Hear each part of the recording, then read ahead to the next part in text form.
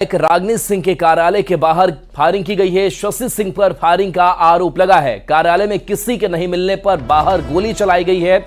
कार्यालय में प्रवेश करते निकलते शशि सिंह की फुटेज भी सामने आई है। सीसीटीवी में कांग्रेस नेता सह कोयला व्यवसायी की जो तस्वीरें वो भी कैद हुई है। सुरेश सिंह की हत्या के आरोपी शशि सिंह हैं। 12 साल से शशि सिंह फरार हैं। तो इस वक्त की बड़ी खबर बता रहे हैं, जहां धनबाद से ये खबर है, जहां पर फायरिंग की घटना को अंजाम दिया गया। संजय हमारे साथ न्यूज 18 संवाददाता। संजय, क्या अपडेट इस फायरिंग मामले को लेकर? फिलहाल तो फायरिंग की सूचना मिलते ही भाजपा झरिया विधायक जो है तो डीसी को भी इस मामले को संज्ञान में दिया और जो भी इसमें शामिल शशि सिंह है उन पर कार्रवाई की मांग। सबसे बड़ी बात है कि शशि सिंह जो है वो कोयला व्यवसायी और जो कांग्रेस के दिग्गज नेता थे उससे हत्या आरोपी और 12 सालों से वो फरार है।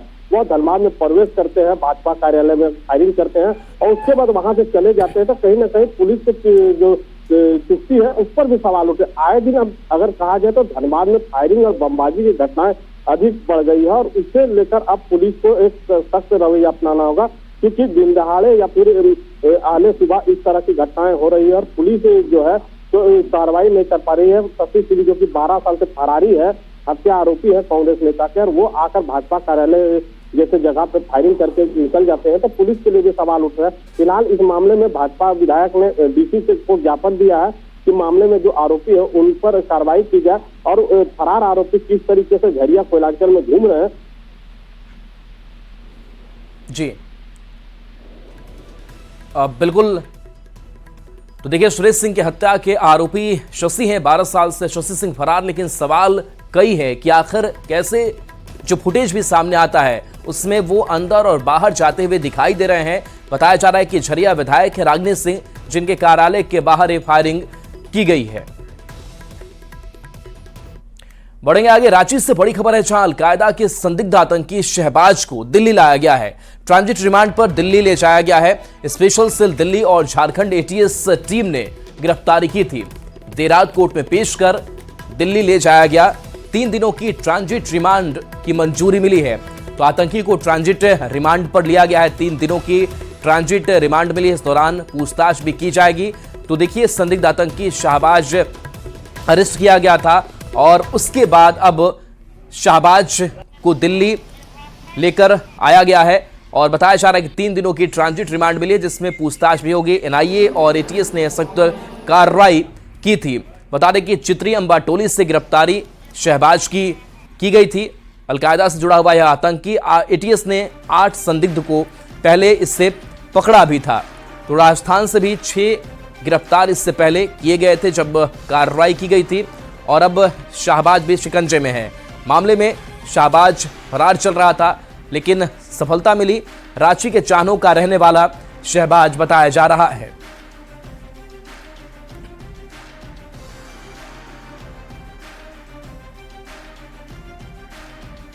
आतंकी शहबाज की गिरफ्तारी को लेकर सियासत तेज है। बीजेपी विधायक सीपी सिंह का बड़ा बयान सामने आया है और कहा है कि कुछ लोग अपने आप को भारतीय मानते ही नहीं है।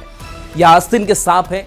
जेएमएम प्रवक्ता मनोज पांडे ने भी चेतावनी दी है और कहा है कि झारखंड की धरती को आतंकियों का पनाहगार नहीं बनने दिया जाएगा। बता दें कि कल रांची से अलकायदा का संदिग्ध आतंकी गिरफ्तार किया गया था। दिल्ली पुलिस की स्पेशल सेल और झारखंड एटीएस ने यह कार्रवाई की थी। एक बड़ी कार्रवाई, संदिग्ध आतंकवादी का पकड़ा जाना। झारखंड की धरती पर इस तरह के अपराध की अनुमति नहीं दी जा सकती और हमारे पुलिस प्रशासन, हमारी पुलिस महकमा पूरी चौकस है। किसी भी कीमत पर झारखंड की धरती से इस तरह का आतंक का काम या वैसा कोई भी गिरोह का संचालन नहीं हो सकता है। सारे के सारे लोग कभी सिटियों से पकड़ाएंगे रांची के, कभी लोहरदगा से पकड़ाएंगे, कभी संथाल से पकड़ाएंगे, कभी हजारीबाग से पकड़ाएंगे। अरे भैया, इनका जाल पूरे देश के अंदर फैला हुआ है। असल में ये भारतीय अपने आप को मानते ही नहीं हैं और यही कारण है कि भारत माता के खिलाफ जितना भी ये गलत कार्रवाई करें, ये अपने आप को सोचते हैं कि खुदा इन्हें जो है जन्नत नसीब करेगा और जन्नत में इनको 72 हूरें मिलेंगी। ये गलतफहमी में रहते हैं।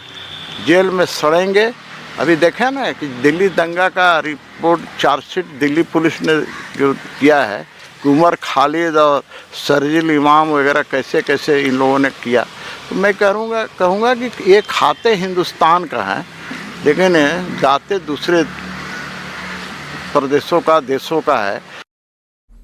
और रांची से खबर है, दिशोम गुरु शिबू सोरेन का आज 81वां जन्मदिन है। जेएमएम कार्यकर्ता दिशोम गुरु का जन्मदिन आज मनाएंगे।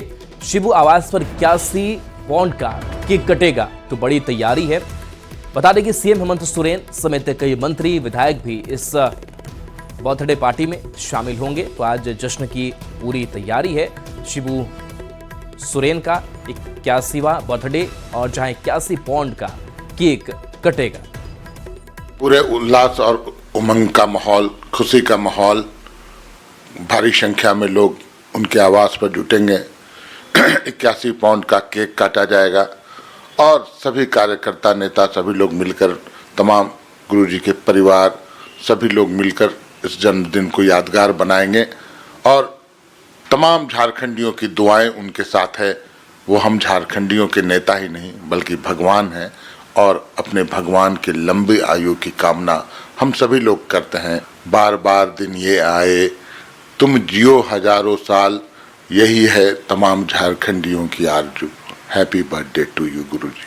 तो गुरुजी एक नाम है, क्योंकि झारखंड में उन्होंने जो अपने आंदोलन की शुरुआत की वो साहूकारों के खिलाफ शुरुआत की और आज मंत्री भी रहे, सांसद भी रहे, अभी भी सांसद हैं, मुख्यमंत्री भी रहे। तो मैं यही कहूँगा कि गुरुजी की लंबी आयु मिले और गुरुजी हमेशा स्वस्थ रहें। शिबू सोरेन के आवास पर जन्मदिन की बधाई देने वालों का तांता लगा है। वहीं शिबू सोरेन सुबह धूप का आनंद लेते हुए और लोगों से मिलते नजर आए।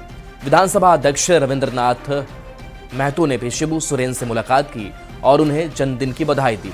सीता सोरेन भी अपनी बेटियों के साथ गुरुजी आवास पहुंची। तो उनका जन्मदिन है, तो हम सारे समर्थक, सारे कार्यकर्ता या राज्यवासी सारे लोग उत्साहित हैं कि गुरुजी जैसा नेता हजारों साल हम लोगों के बीच में रहें। ईश्वर से हम लोग प्रार्थना करते हैं, स्वस्थ रहें, सुखी रहें, यही हम लोगों का कामना है। रघुवर दास को देखते ही पहचान गए गुरुजी। जी हां, शिबू सोरेन को बधाई देने के लिए झारखंड के पूर्व मुख्यमंत्री रघुवर दास भी उनके आवास पहुंचे। इस दौरान हैरान करने वाली बात यह है कि जब शिबू सोरेन के सहयोगी बगान ने पूछा, बाबा पहचान लिए ना? शिबू सोरेन ने हामी भरी। फिर बगान ने पूछा, कौन है बताइए? तब शिबू सोरेन ने कहा, रघुवर बाबू। दरअसल उम्र के इस पड़ाव में गुरुजी की राजनीतिक सक्रियता कम हो गई है। विशेष अवसरों को छोड़ दे तो वे अब सार्वजनिक तौर पर कम ही दिखाई पड़ते हैं। सेहत भी अब ठीक नहीं रहती है। धीरे धीरे उनकी याददाश्त भी कमजोर होती जा रही है। लेकिन रघुवर दास को वो नहीं भूले। आज भी उन्हें याद है रघुवर दास। सब मिलकर जो गुरुजी, क्योंकि एक बहुत सरल सीधे इंसान है और गरीबों के प्रति हमेशा इनका दर्द रखता था। इनके साथ मुझे काम करने का अवसर मिला तो हम सब मिलकर एक विकसित झारखंड राज्य बने, यही आशीर्वाद हमने लिया। और आज हम सब झारखंड वासी उनके जन्मदिन के अवसर पर विकसित राज्य बनाने का संकल्प ले। साथ ही साथ आज हमारे झारखंड के प्रथम मुख्यमंत्री आदरणीय बाबूलाल मरांडी जी का भी जन्मदिन है, तो जन्मदिन का अवसर पर उन्हें भी बहुत ढेर सारी बधाइयाँ। बीजेपी प्रदेश अध्यक्ष बाबूलाल मरांडी का भी आज जन्मदिन है। बीजेपी कार्यकर्ता उन्हें बधाई दे रहे हैं। वहीं बाबूलाल मरांडी सादगी के साथ बर्थडे मना रहे हैं। पोते और बीजेपी कार्यकर्ताओं के साथ उन्होंने केक काटा। सभी ने जन्मदिन की बधाई दी। आज अपने जन्मदिन के अवसर पर अपने पोता और कार्यकर्ताओं के साथ केक काटते हुए भाजपा प्रदेश अध्यक्ष बाबूलाल मरांडी दिखाई दी। और रामगढ़ से बड़ी खबर, जहां रघुवर दास रामगढ़ पहुंचे। कार्यकर्ताओं ने गर्मजोशी के साथ उनका स्वागत किया। रजरप्पा मंदिर में पूजा अर्चना भी रघुवर दास कर रहे हैं। तो ये बड़ी खबर रामगढ़ से सामने आई है, जहां रघुवर दास रामगढ़ पहुंचे हुए हैं।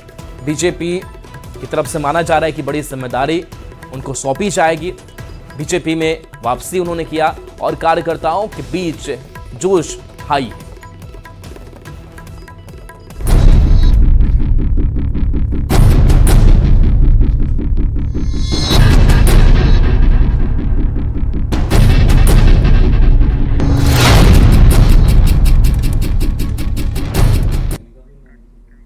अगली खबर मौसम से जुड़ी हुई है। झारखंड में ठंड का कहर जारी है।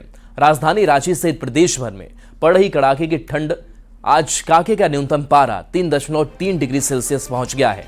कल काके का न्यूनतम पारा 3 डिग्री था। आज से 14 जनवरी तक राज्य भर में आंशिक बादल छाए रहने का अलर्ट जारी हुआ है। मौसम विभाग के मुताबिक 15 जनवरी से मौसम साफ होगा और फिर पारा गिरेगा।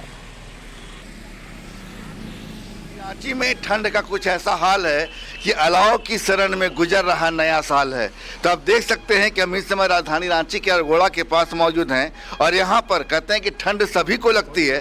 तमाम लोग सड़कों के किनारे जुगाड़ के तरीके से अलाव को जला रहे हैं और अलाव की शरण में है। हालांकि आग बुझ चुकी है, फिर भी गर्मी का एहसास तो करा ही रही है। धूप भी है लेकिन ठंड जा नहीं रही है।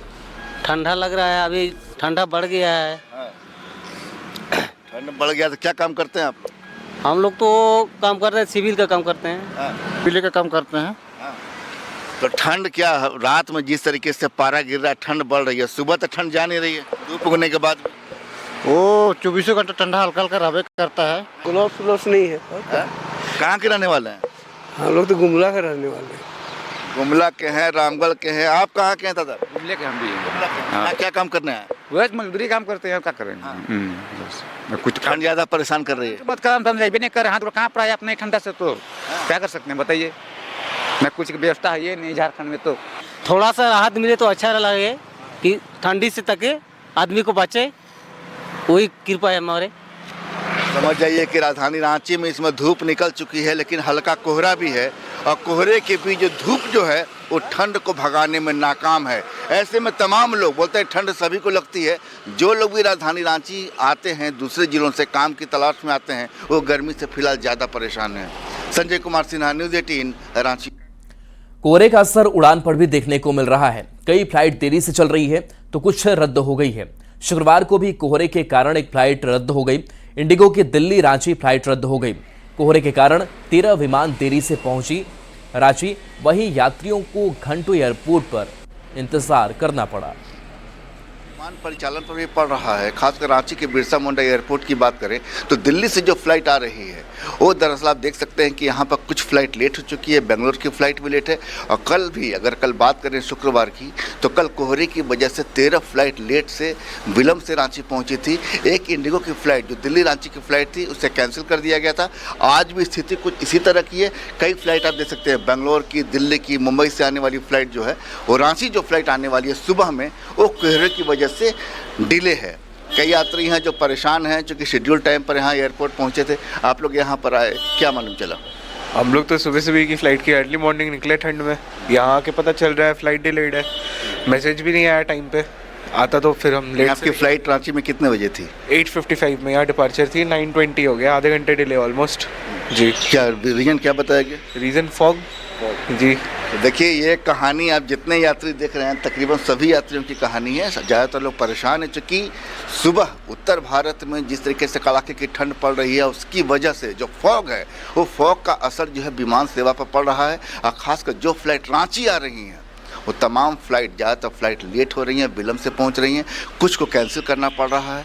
ऐसे में देखिए साफ है कि मौसम विभाग का भी जो पूर्वानुमान है और एयरपोर्ट डायरेक्टर ने भी जानकारी दी है कि दरअसल ये स्थिति जो है ये हालात फॉग को लेकर ये जनवरी तक रहने वाला है।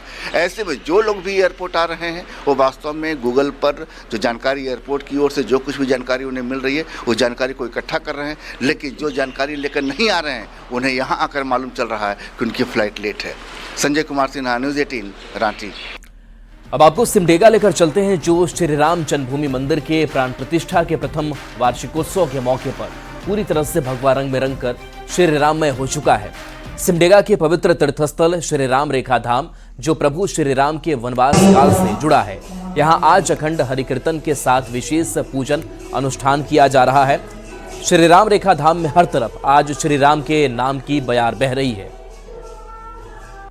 में श्री राम जन्मभूमि का वार्षिक उत्सव को लेकर के लोग उत्साहित हैं और सभी मंदिरों में कहीं सुंदरकांड, कहीं अखंड कीर्तन, कहीं कुछ न कुछ कार्यक्रम चल रहा है। ब्रह्म रामात् किंचिन विद्यते तस्माद् राम स्वरूपम ही सत्यम सत्यमिदं जगत। सत्य में अगर सारा प्रकृति का समावेश हो जाए, समाहित हो जाए, तो वो किस में होगी? प्रकृति राम जी में ही होगी। मेदिनी राय मेडिकल कॉलेज अस्पताल, कई सुविधाएं यहां जल्द बहाल होंगी। इसको लेकर के प्रशासनिक महकमा कार्य योजना बनाने में लगा हुआ है। अस्पताल में कार्डियोलॉजी के अलावे कई सुविधाएं बहाल करने को लेकर जिले के उपायुक्त ने अस्पताल कैंपस के कई बिल्डिंग को तोड़ने का निर्देश दिया। पलामू डीसी शशि रंजन ने पदाधिकारियों के साथ एमएमसीएच का निरीक्षण किया। निरीक्षण के दौरान डीसी ने काम में लापरवाही बरतने को लेकर डीपीएम को जमकर फटकार भी लगाई। इस दौरान डीसी ने इमरजेंसी, ओपीडी सहित अन्य व्यवस्था एएनएम जीएनएम स्कूल में शिफ्ट करने का निर्देश भी दिया। या जो कंडम घोषित हो चुकी है उसको हम लोग हटाएंगे और जो ओपीडी एरिया है हमारा उसको एक सेंट्रलाइज करते हुए एक जगह शिफ्ट करेंगे। उसके अलावा हमारा जितना भी लैब वगैरह है उसको भी सेंट्रलाइज करते हुए एक बिल्डिंग शिफ्ट करेंगे। उसका आइडेंटिफिकेशन काम चल रहा है। 4-5 टीम हम यहाँ पे लगाएंगे। सबसे पहले जो पुराना जितना भी कचरा है उसको हटाएंगे। धनबाद डीसी माधवी मिश्रा ने सदर अस्पताल का निरीक्षण किया। मरीजों के इलाज को लेकर सुविधाओं की जानकारी ली। इस दौरान कई आवश्यक दिशा निर्देश भी दिए। डीसी ने सदर अस्पताल के ओपीडी, आईसीयू, वार्ड और स्टोर रूम का निरीक्षण किया। एक रेगुलर इंस्पेक्शन हम लोगों ने किया है, जिसमें हम लोग यहाँ पर जो आने वाले पेशेंट्स हैं उनके लिए जो व्यवस्थाएं हैं और सुविधाएं हैं वो किस तरीके से और बेहतर बना सकते हैं, उसी को ध्यान में रखते हुए आज निरीक्षण किया गया। उसमें जो हम लोग को कमियां समझ में आई हैं उसके बारे में डिप्टी सुपरिटेंडेंट और सिविल सर्जन को अवगत करा दिया गया है। बात बोकारो की करते हैं, जहां विधवा, वृद्धा और दिव्यांगों की बंद पड़ी पेंशन तुरंत चालू करने की मांग तेज हो गई है। सितंबर के बाद अभी तक आवंटन नहीं हुआ है, जिसकी वजह से लोगों को परेशानी हो रही है। जो सेंटर स्कीम के हमारे लाभार्थी हैं, जैसे इंदिरा गांधी राष्ट्रीय वृद्धावस्था पेंशन, इंदिरा गांधी राष्ट्रीय दिव्यांग पेंशन योजना या फिर इंदिरा गांधी राष्ट्रीय विधवा पेंशन योजना, इनके लाभार्थियों का आवंटन सितंबर तक जिला को प्राप्त था और हमने सितंबर तक भुगतान कर दिया है। इसके बाद आवंटन की प्रतीक्षा हो रही है। जैसे ही आवंटन होगा। और गुमला से इस बीच बड़ी खबर, जहां तेज रफ्तार अनियंत्रित टेम्पो पलटी है। 2 लोग गंभीर रूप से घायल हैं। घायलों को अस्पताल भेजा गया है। सदर थाना क्षेत्र का यह मामला सामने आया है। तो सड़क हादसा गुमला से यह बड़ी खबर, जहां अनियंत्रित टेम्पो पलट गई, जिसमें 2 लोग गंभीर रूप से घायल हैं। तस्वीर अस्पताल की दिखा रहे हैं, जहां इनका इलाज कराया जा रहा है। सदर थाना क्षेत्र का मामला सामने आया है। तो ये तस्वीर जहां सड़क हादसा, और इस सड़क हादसे का शिकार 2 लोग हुए हैं जो गंभीर रूप से घायल बताए जा रहे हैं। अनियंत्रित टेम्पो थी जो पलट गई। घायलों को अभी अस्पताल में भर्ती कराया गया है, जहां इलाज चल रहा है। अब आपको गढ़वा लेकर चलते हैं, जहां मेराल थाना की पुलिस ने नकली कीटनाशक बनाने वाली मिनी फैक्ट्री का खुलासा किया है। बस स्टैंड के बगल करबला रोड में एक घर से पुलिस ने करीब 30 लाख का नकली कीटनाशक बरामद किया है। दरअसल पुलिस अधीक्षक को जानकारी मिली थी कि मेराल निवासी गीता देवी नामक महिला के घर में कृषि कार्य के लिए नकली कीटनाशक तैयार कर बेचा और आपूर्ति किया जा रहा है। एसपी के निर्देश पर पुलिस ने छापेमारी कर दवाइयों को जब्त कर लिया।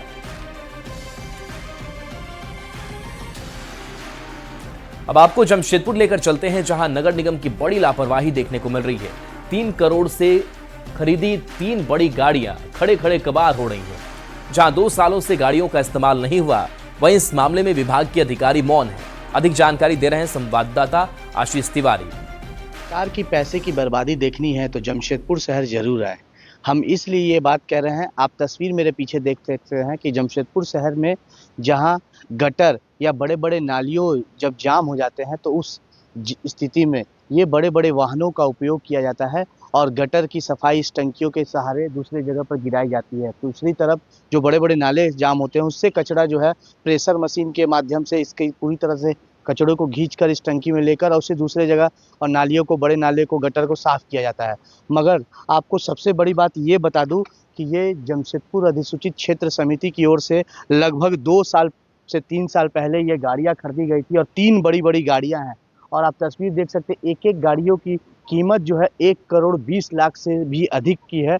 मतलब करोड़ों की 3 गाड़ियां यहाँ पर रखी हुई है, मगर आज तक ये यहाँ से सड़कों पर निकली नहीं, जिसकी वजह से आप देख सकते हैं कि इसके पहिए जो है वो खड़े खड़े कबाड़ होते जा रहे हैं और करोड़ों का जो राजस्व है, सरकार का जो है नुकसान हो रहा है। हालांकि ये गाड़ियां जो है यहाँ कचड़े में रखकर पूरे नगर निगम की कार्यालय की शोभा बढ़ा रही है। वहीं दूसरी तरफ कई अधिकारी आए और इसे खरीद कर यहाँ से वो दूसरे जगह चले गए, मगर अब नए अधिकारी जो आए हैं उनका दावा है कि जल्द से जल्द इसे दुरुस्त किया जाएगा। मगर साफ तौर पर जमशेदपुर शहर में सरकार की पैसों की जो बर्बादी है वो देखने को मिल रही है। मगर अब देखना ये है कि इस खबर के बाद अधिकारियों की आंख कब तक खुलती है और जिस काम के लिए ये करोड़ों की 3 गाड़ियां लाई गई थी, क्या ये गाड़ियां सड़क पर उतरकर उस काम को कर पाती है कि यूं ही रखे रखे कबाड़ हो जाती है, वो तो आने वाला समय ही बताएगा। न्यूज़ 18 के लिए जमशेदपुर से आशीष कुमार तिवारी। अब आपको गढ़वा लेकर चलते हैं, जहां कांडी प्रखंड में प्रमुख के कुर्सी के लिए खूब राजनीति हो रही है। एक तरफ वर्तमान प्रमुख के खिलाफ अविश्वास प्रस्ताव पंचायत समिति के सदस्यों ने लाया है, तो दूसरी तरफ पंचायत समिति सदस्यों को अपने पाले में लाने के लिए खूब जोर आजमाइश हो रही है। दरअसल 16 पंचायत वाला इस प्रखंड में 22 पंचायत समिति सदस्यों में से 7 पंचायत समिति सदस्य ने प्रखंड प्रमुख सतेंद्र पांडे के खिलाफ अविश्वास प्रस्ताव लाया है, जिसके बाद से सभी पंचायत समिति सदस्य अचानक गायब हो गए हैं। वीडियो को दिए आवेदन में फिर से वोटिंग कराने की मांग की गई है। और चलिए न्यूज़ 18 बिहार झारखंड पर खबरें आपके लिए लगातार जारी है।